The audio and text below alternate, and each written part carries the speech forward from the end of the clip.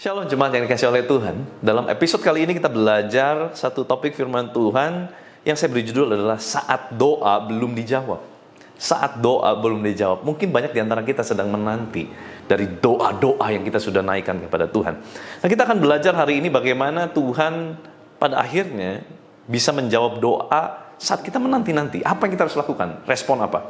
Lukas pasal 18 ayat 2-5 lanjut ayat 7-8. Kata Yesus, dalam sebuah kota ada seorang hakim yang tidak takut akan Allah dan tidak menghormati seorang pun.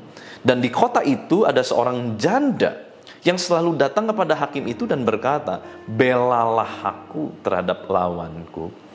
Beberapa waktu lamanya hakim itu menolak, tetapi kemudian ia berkata dalam hatinya, "Walaupun aku tidak takut akan Allah dan tidak menghormati seorang pun, namun karena janda ini menyusahkan aku, baiklah aku membenarkan dia, supaya jangan terus saja ia datang dan akhirnya menyerang aku."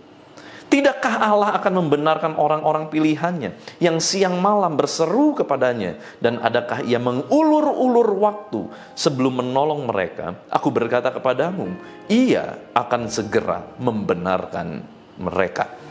Akan tetapi jika anak manusia itu datang, adakah ia mendapati iman di muka bumi ini? Saudara, kalau saudara ngalamin doa belum dijawab, saya juga sering ngalamin, gitu saudara ya. Jadi kita sama-sama kok saudara, semakin dewasa rohani banyak doa malah belum dijawab. Tetapi ini kunci yang Tuhan ajarkan, Tuhan Yesus ajarkan kita. Ada seorang hakim lalim yang sebenarnya dia sendiri tahu betapa arogan dia. Bahkan kalau kita baca dia dari ayat tadi, si hakim ini sadar kok bahwa dia udah gak peduli orang, dia merasa udah paling hebat begitu, dia merasa paling punya kuasa, dia gak peduli.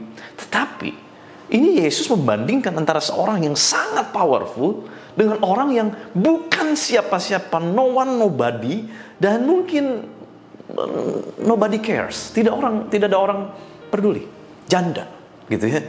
Janda dengan segala kekurangannya. Tetapi justru di sini janda ini mendapat jawaban, saudara. Kenapa bisa? Karena ternyata kalau kita lihat di sini ada satu respon dari janda ini adalah janda ini punya yang namanya sikap tekun, ya. Kalau kita lihat di sana, janda ini punya sikap tekun.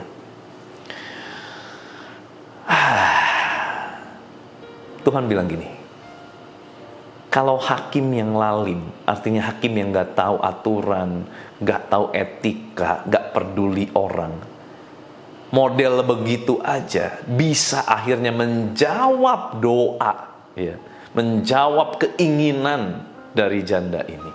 Masa Tuhan yang begitu baik tidak akan segera menjawab doa-doa kita? Mari ayat ini kita pegang dengan mantap, saudara, bahwa Allah pasti ingin dengan bersegera menjawab setiap doa kita. Maka dari itu ada satu sikap kita harus belajar untuk tekun. Tapi kalau kita lihat, ayat ini ditutup dengan sebuah kalimat penting. Akan tetapi, jika anak manusia, maksudnya Yesus, datang, adakah ia mendapati iman di bumi? Nah, ini apa korelasinya, saudara ya? Korelasinya, kalau bicara iman adalah pengharapan akan Kristus, di mana orang yang menggunakan iman adalah mereka yang belum melihat, belum menerima, tetapi mereka percaya. Dan ini cenderung condong kepada Kristus. Di alam episode sebelumnya kita membahas tentang iman. Saudara bisa perhatikan apa itu iman. Iman itu bicara mengenai pengharapan kepada Kristus untuk kepentingan Kristus. Jadi ini jelas adalah untuk orang-orang yang bukan hidup pada zaman Yesus. Karena kalau bicara mengenai adakah nanti iman di muka bumi, berarti ini Yesus bicara adalah kita yang hidup setelah zaman Yesus naik ke sorga. Ini untuk kita orang-orang percaya. Yesus mengajarkan kita untuk berdoa dengan tidak jemu-jemu, tetapi kita perlu berdoa menggunakan iman kita. Nah ini saudara, kenapa doa kita jangan-jangan belum dijawab sampai hari ini? Jangan-jangan doa kita adalah doa untuk memuaskan keinginan kita pribadi. Doa hanya untuk memuaskan nafsu kita pribadi. Doa yang tidak selaras dengan kehendak Tuhan. Nah, kalau doa kita nggak selaras dengan kehendak Tuhan, apapun yang kita doakan dan nggak dijawab, bahkan kita sudah menggedor-gedor pintu sorga, jangan salahkan Tuhan. Jadi yang paling pertama langkahnya adalah kita perlu perhatikan, apakah doa kita sudah selaras dengan kehendak Tuhan. Makanya ditutup dengan kata, adakah iman? Adakah Yesus menemukan iman? Artinya, adakah orang-orang percaya sedang mengarahkan pandangan dan tujuannya hanya untuk kepentingan Kristus di dalam doa-doa mereka, bukan untuk kepentingan pribadi. Mari kita kembali lagi, saudara. Kita kembali lagi pada motivasi. Kenapa kita harus mendapat jawaban atas doa-doa kita? Kalau ternyata itu hanya untuk kesenangan kita, hanya untuk bangga-banggaan kita, hanya untuk sombong-sombongan kita, saudara jangan pernah salahkan Tuhan tidak menjawab doa. Bukan dia tidak mau menjawab doa, tetapi waktu iman tidak digunakan dengan benar, maka Tuhan tidak menjawab doa itu. Karena doa harus dengan iman dan percaya. Maka dari itu saudara, saya mendorong kita semua, yuk kita kembali lagi pada motivasi kita. Kita sedang berseru-seru hari-hari ini kepada Tuhan. That's good. Kita perlu berseru-seru minta pertolongan Tuhan. Tetapi kemudian kita perlu menggunakan iman kita di dalam doa-doa kita. Jangan pada akhirnya fokusnya adalah untuk diri kita, kepentingan kita. Tetapi fokusnya adalah untuk Kristus, kepentingan Kristus. Dan doa yang lahir dari iman, maka doa itu akan ada kuasanya.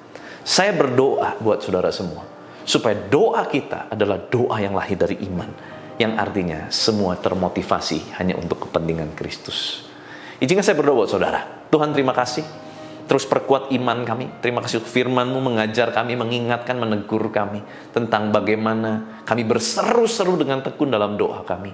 Dan kami perlu menambahkan yang paling penting adalah iman dan percaya kepada Tuhan.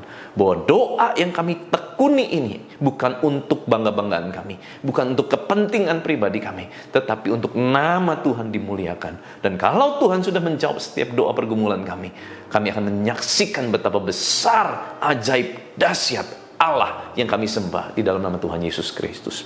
Terima kasih Bapa, berkati anak-anak-Mu sepanjang hari ini. Apapun aktivitas mereka, Tuhan tuntun mereka, bawa mereka ke lembah yang penuh dengan rerumputan hijau, yang penuh dengan anugerah, ke tempat-tempat yang penuh dengan mata air kehidupan. Tuhan bawa anak-anak-Mu, berkati mereka. Apapun yang mereka kerjakan, Tuhan jadikan berhasil. Terima kasih Bapa, biar kuasa kehidupan, kuasa kebangkitan Kristus mengalir memerintah atas kami di dalam nama Tuhan Yesus Kristus. Haleluya. Sama-sama kita katakan amin. Tuhan Yesus memberkati.